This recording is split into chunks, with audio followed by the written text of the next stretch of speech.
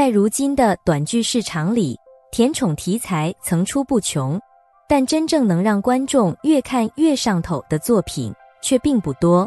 而由宣哈南与俊 Zixuan 主演的这部《替姐联姻》，却意外嫁给周氏总裁的故事，却凭借高糖剧情、情感拉扯以及人物成长，成功抓住了大量观众的心。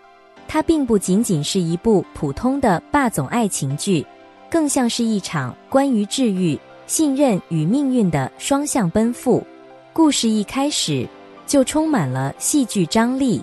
女主原本只是家中最不起眼的存在，从小到大，她习惯了被忽视，也习惯了把所有委屈默默咽下。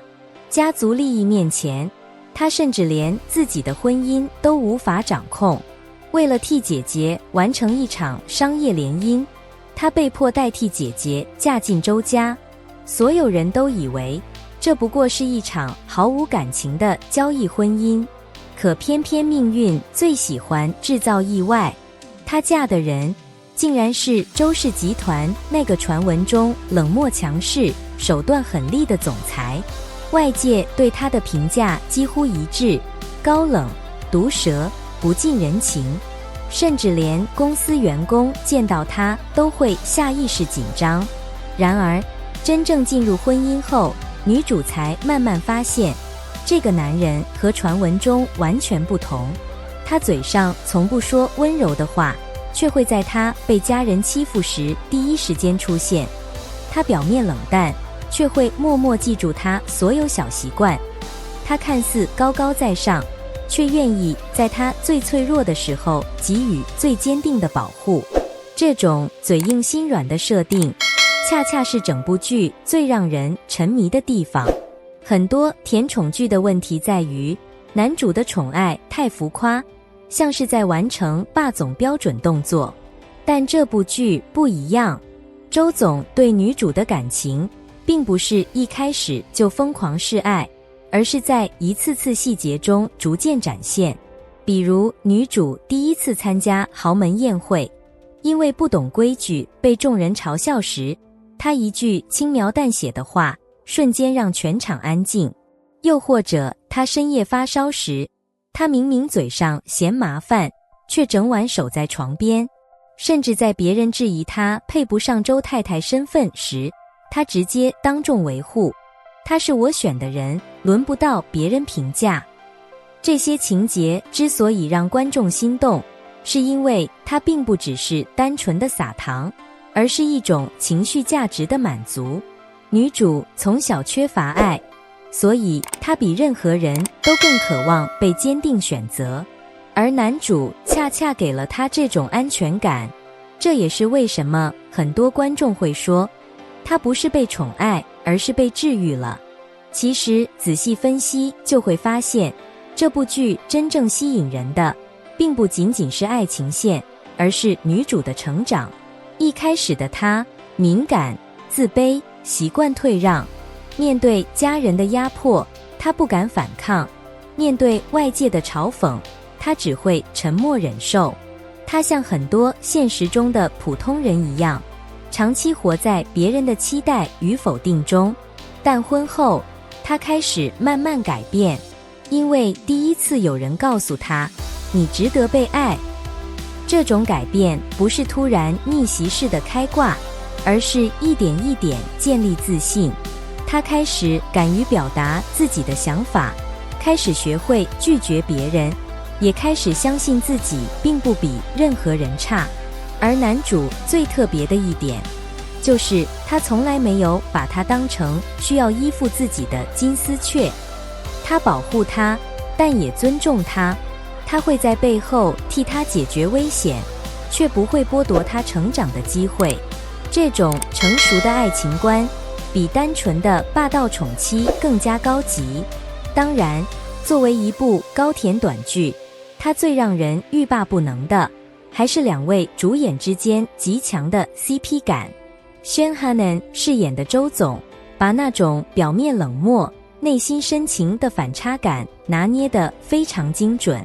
尤其是他看女主时那种克制又隐忍的眼神，总让人感觉下一秒情绪就要失控。而 Jin Zixuan 则把女主前期的脆弱与后期的成长演绎得十分自然。她并不是传统意义上傻白甜女主，而是一个真实、有情绪、有伤痕的人。两个人的对手戏最大的魅力就在于氛围感。有时候只是一个对视，一个下意识的保护动作，甚至一句带着醋意的反问，都能让观众疯狂心动。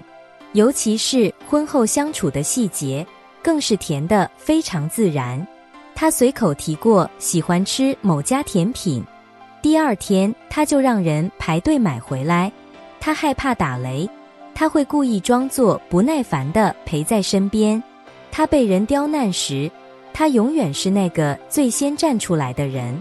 这种细水长流的偏爱，比轰轰烈烈的告白更让人上头。而且这部剧还有一个非常聪明的地方，他并没有把男主塑造成完美无缺的人，他也有过去的伤痛，也有不擅长表达情感的一面。正因为如此，他和女主之间更像是双向救赎。他治愈了她的孤独，而他填补了她缺失多年的温暖。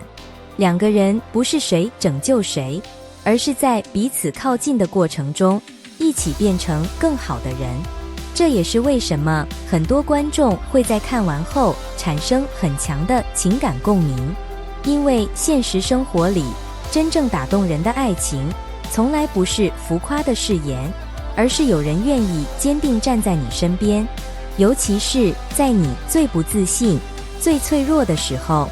从剧情节奏来看，这部剧也做得相当成功。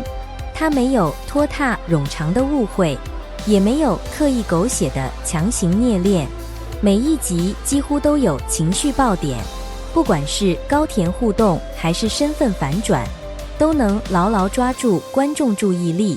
而短剧最大的优势就是情绪浓度高，短短几分钟就能让观众体验到心动、紧张、吃醋、感动等各种情绪。尤其是这类先婚后爱的设定，本身就自带极强吸引力。因为观众最喜欢看的，永远是冰山一点点融化的过程。看着那个原本冷漠疏离的男人，慢慢学会爱人；看着那个自卑敏感的女孩，逐渐找回自信。这种成长与靠近，会让人产生极强的代入感。而这也是这部剧真正成功的核心。它不只是满足观众对爱情的幻想，更让人感受到一种被理解、被珍惜的情绪。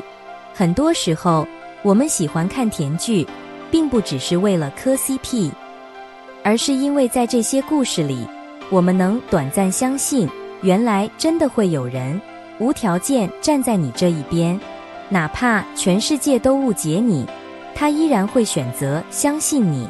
这样的感情才最让人羡慕。不知道大家在看这部剧的时候，最喜欢的是哪一个高甜名场面呢？你们觉得周总是从什么时候开始真正爱上女主的？如果是你，会接受这样一场先婚后爱的命运安排吗？欢迎大家在评论区一起讨论分享你的看法。最后，也非常感谢大家看到这里。如果你喜欢这种高甜治愈系剧情解析，别忘了点赞、订阅频道。我们下期再见。